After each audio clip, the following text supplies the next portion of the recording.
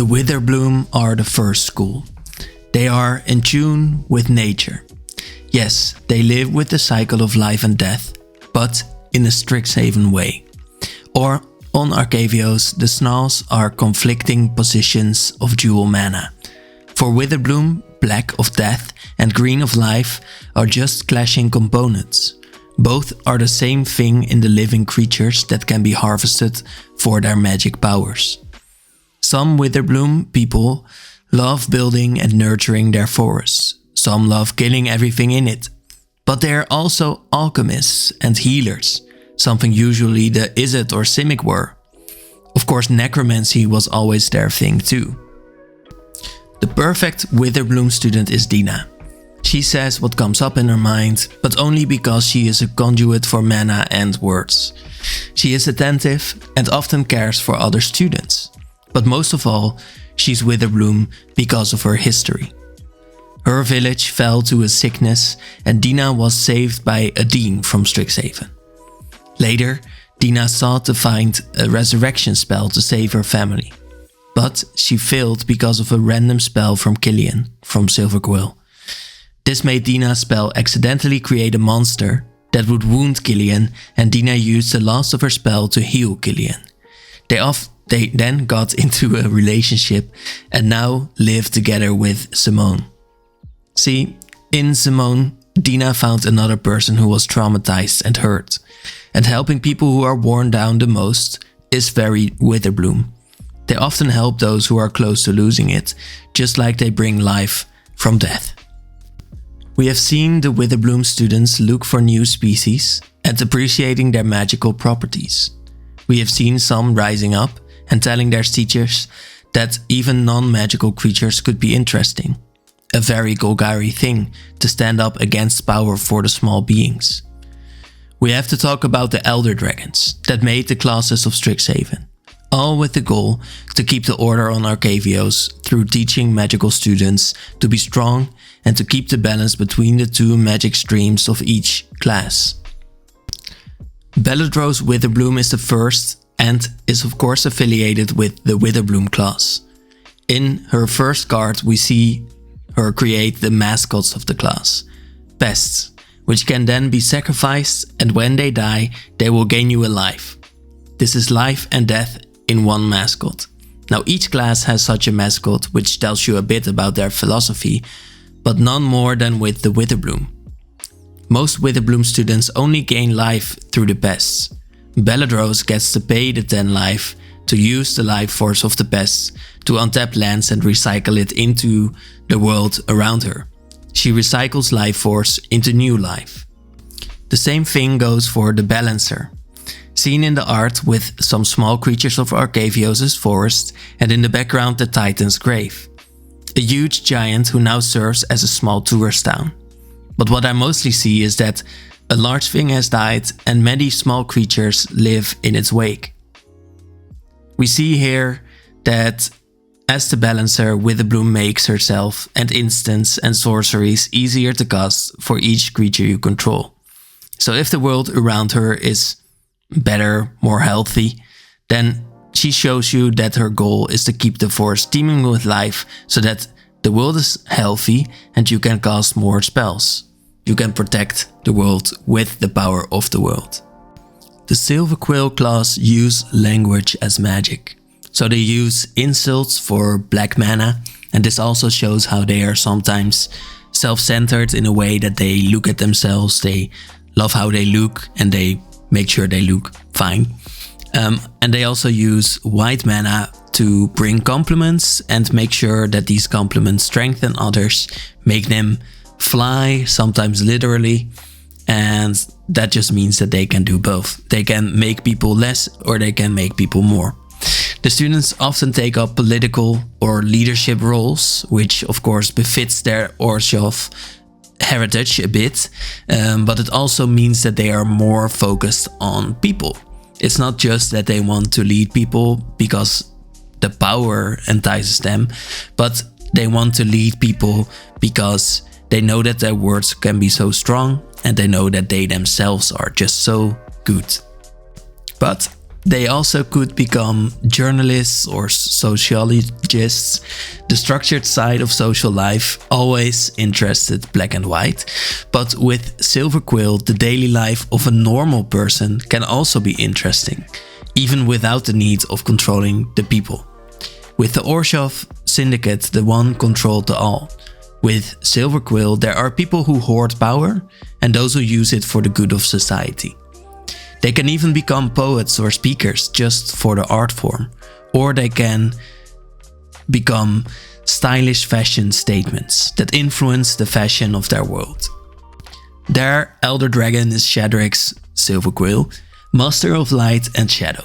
Shadrix was born from pure versions of them trying to merge. Shadrix started the Forum of Amity as a seat of diplomacy. Important matters are brought to the dragon so that it can decide over them. The dragon is seen in its shadow form first.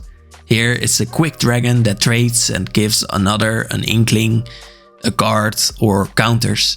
And of course the inkling is the flying Silver Quill mascot. And then it gives it to himself too.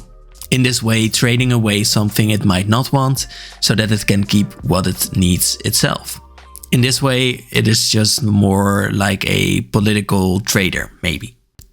Later in the new set, we see its light form, where it speaks to a crowd and sacrifices the weak just for words to resonate louder with the rest. Its word is law, final law.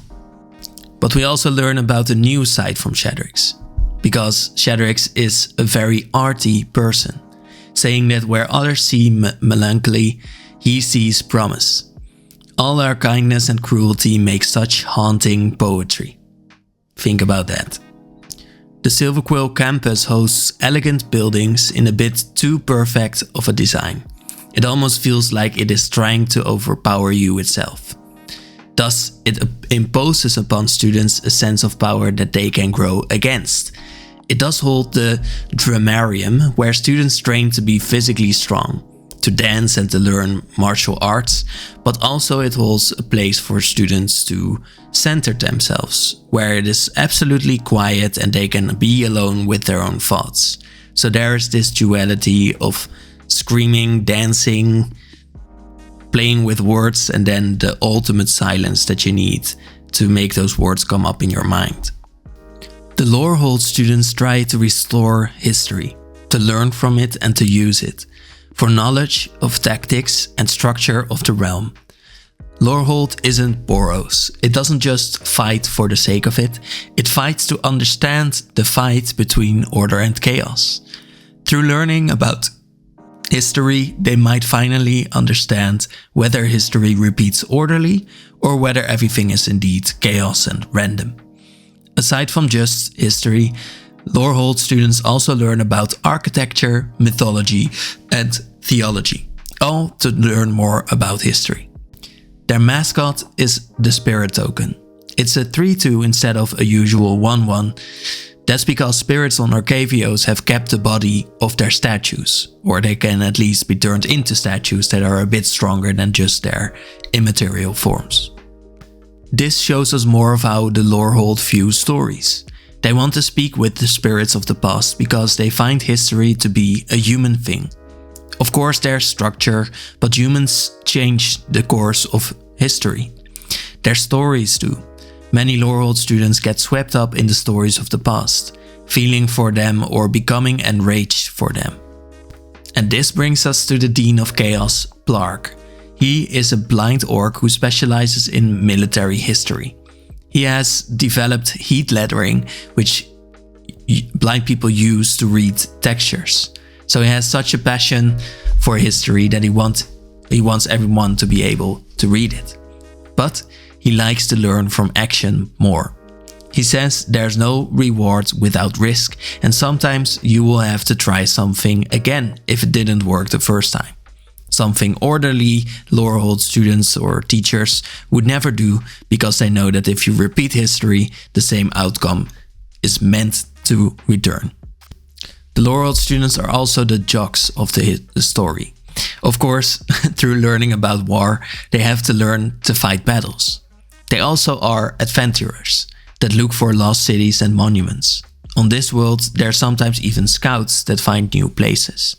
And we sort of see the pattern emerging.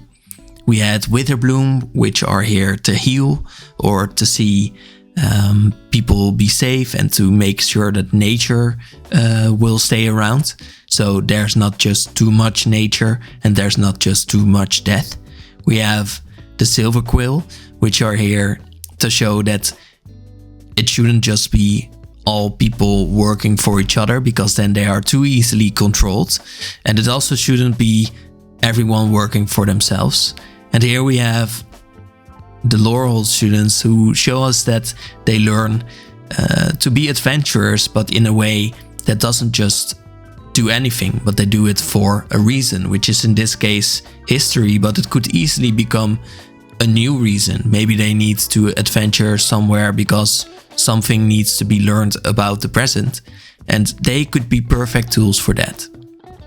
The magic of Laurelholt students is either that of ruins, chaos and stories, but the Laurelholt students might also learn from ugly truths and use stones to literally smash their opponents. It might also be lengthy scrolls which they read to bring real history to life and get the components of that history to help them right now. So maybe they read about a loving story and everyone feels a sense of peace in their bodies. This more wide aspect, the last aspect of Laurelholt, is about empowering spirits as they were to inspire others in battle. Augusta Tullis is the Dean of Order. She is the most talented past racer, meaning she can show her students exactly what happened in the past of any place on Arcavios. She protects her students and uses very perfect strategy to keep them safe throughout real past battles. Ironically, she sacrificed her life during the Phyrexian invasion and did return as a spirit, still saying everything can be predicted. She does believe this. Dying was good because through sacrificing herself, she did her job in protecting the students, and in this way, I guess everything can be predicted. The Laurelholt campus is built around an ancient settlement. Students can learn about historical figures, past professors, and heroes of the past here. Its pathways are hard to navigate. Sometimes students will have to climb down a rock face to get to their next class. Sometimes they fall down and other students will have to rescue their friends, or a spirit might do it, but I think it's cool that they learn to rescue each other too. The Laurelholt Elder Dragon is interesting. Phalamachus probably remembers everything of the past 7,000 years himself, and that might be why you can cast an instant or sorcery with mana value less than or equal to its power from the top 7 of your library. That means, of course then, that he can remember everything himself, which is the goal of every Laurelholt student, and he just needs to be strong enough to remember it. As the historian, he still works with instants and sorceries, but now you can cast it for cheap if you've just found it, which is miracle.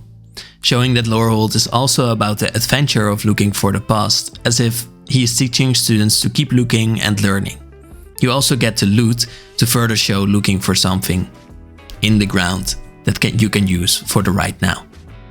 The Prismari use magic for performance. They focus on the elements to show off raw power and blazing lights. They sculpt, sing, dance, and even theorize about beauty itself. Where Izzet was always about just doing whatever you feel, Prismari turns it into reshaping your skills towards a very clear goal: beauty and performance. Prismari students try to stay close to their idols. This was true with Niv-Mizzet II on Ravnica, the dragon that would have his guild members grovel before it, but with Prismari the students mostly look and criticize other artists, because they want to find their own style. Nasari is an example of an idol, the Dean of Expression. They want art to be more and more radical, more everything in fact, even if it would destroy all life. Art should not hold back, and many Prismari students live to this example. Prismari are also more observant because they want to learn from the audience. They know that art exists because there's someone viewing it. The Prismari refine their art. Dean Uvilda Miskoiler is the perfect manifestation of this. She often gives students one small piece of advice that will alter their style forever. The intention behind the art to her is more important than the outcome. Apparently, Uvilda died because Feyren was supposed to surpass her. Feyren is a mage of both Prismari colors, so they struggle with just being responsible for the careful ideation part.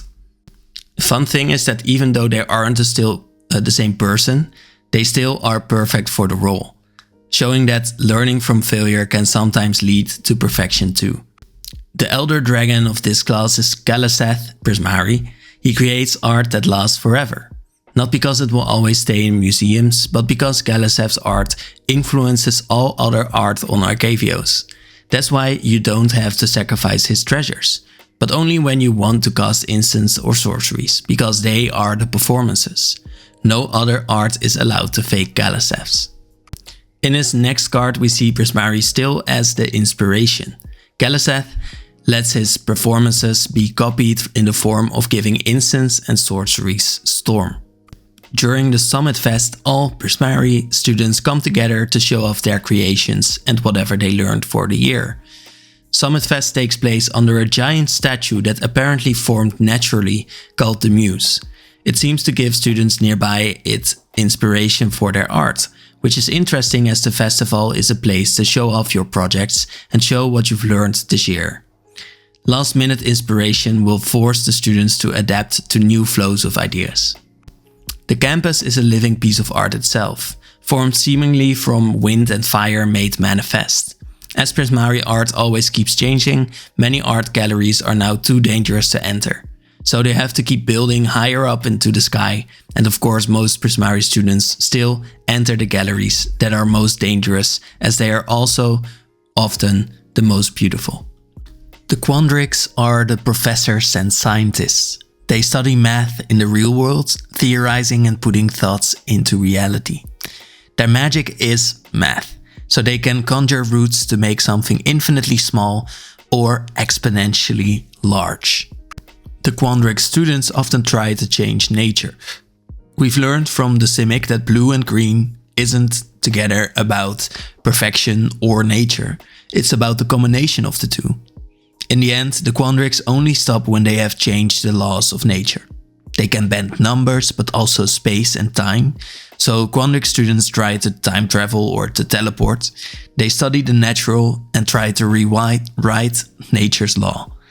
The Simic did this by experimenting on creatures, but the Quandrix do so with the laws of nature themselves. Many other Quandrix students stay away from reality and get lost in what could be. If only they'd befriend a Lorehold student to have their theories become real. There are many gardens where Quandrix professors have shown either extreme shrinking magic or growth magic that now team with the same magic to allow for students to be strengthened by past magicians. You can see how this can go exponentially too. The Quandrix campus is a place that feels calculated, but there's also a slight chaos, which feels more natural. It's surrounded by rivers and forests, and all the green allows for time to ponder. The cubes are made from water that's formed into mathematically correct forms. The Quandrix mascot is the Fractal, a creature taking many forms that starts as a 0-0, but can become anything through extra counters. Really, you have to count for this mascot. So what can you do with fractals? Well, you could learn from evolution, for example. Bertha learned from the life cycle of her own species, or perhaps of her own life story, from using fractals and extrapolating to get the full story. So you can actually learn from the calculations themselves. Tanazir Quandrix is the elder dragon of the mathematicians. Its 4 wings with in total 16 tendrils show exponential growth on their own. Its ability is to double the number of +1 counters on a creature and to increase the base power and toughness of another creature to its own. It's all about difficult calculations. Note that fractals start out as a 0-0, so Tanazir's bonus will be a perfect, complete, extra 4 power and toughness to them. As the proof, Tanazir shows off how Quandrix is about theory put into practice, where if you cast a big spell, another will follow. Interestingly, this feels very equal to Prismari, but of course it works on creatures too, after you've cast an instant or sorcery or if you've played the dragon itself. Funnily enough, Cascade decks are all about calculations as you think about which instants and sorceries you will find with every next card. And that was it for this video. Let me know what you think about the schools and if you want to learn anything more about any of the colleges. So I wish you a very nice day and I thank you for watching. Bye.